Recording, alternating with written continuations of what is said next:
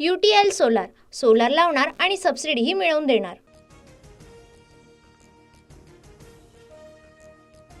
Union रिपोर्टचा exit poll महाराष्ट्रात महायुती महाविकास आघाडीत काटेकी टक्कर। महायुती 129 ते 139 आणि महाविकास आघाडी 136 ते 135।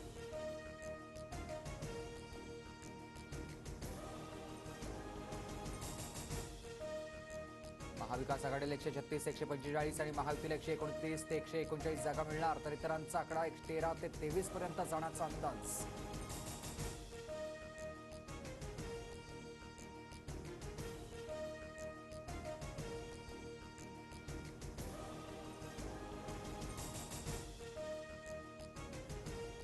युनियन रिपोर्टर पोलनुसार महायुती महाविकास आघाडीत काटेकी टक्कर, इतरांच्या हाती सत्तेच्या जागा जाण्याची शक्यता।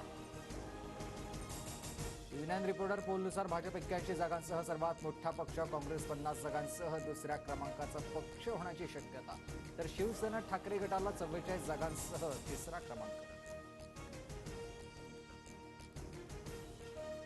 महाराष्ट्रात 58.41% मतदान, सर्वाधिक गडचिरोलीत 69.63%, तर मुंबई शहरात सर्वात कमी 49.7% मतदान। आता 23 तारखेच्या महानिकालाची उत्सुकता। मतदानाची टक्केवारी वाढते तेव्हा भाजपला फायदा होतो, त्यामुळे महायुतीलाही फायदा होईल, देवेंद्र फडणवीसांना विश्वास।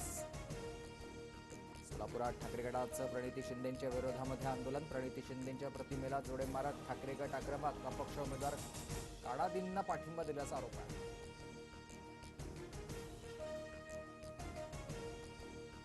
भाजप आमदार महिला राजळेंना पोलीस बंदोबस्तामध्ये सुरक्षित स्थळी हलवलं। आक्रमक जबाबासाठी बचावापासून मोनिका रांजळेंनी स्वतःला खोलीत बंद करून घेतलं होतं। सुप्रिया सुळे, नाना पटोले यांच्यावर बिटकॉइन घोटाळ्याचा आरोप, सीबीआयकडून बिटकॉइन प्रकरणाचा तपास सुरू, प्रकरणाशी संबंधित गौरव मेहताला समन्स जारी। बारामतीत बोगस मतदान आणि दमदाटी झाल्याचा आरोप, युगेंद्र पवारांची आई शर्मिला पवारांचा, अजित पवारांच्या राष्ट्रवादीवर निशाणा, तर शर्मिला पवारांचा आरोप धादांत खोटा, अजित पवारांनी आरोप फेटाळले।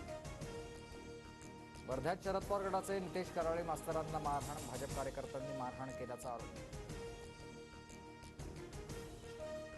नांदगाव मतदारसंघात हाय व्होल्टेज ड्रामा, सुहास कांदेंकडून समीर भुजबळांना मारून टाकण्याची धमकी दिल्याचा व्हिडिओ समोर, तर मी नाव घेऊन धमकी दिली नसल्याचं कांदेंचं स्पष्टीकरण।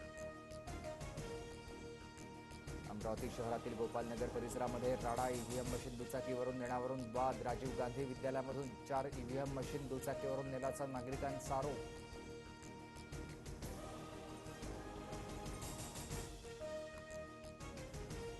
UTL सोलार लावणार आणि सबसिडीही मिळवून देणार।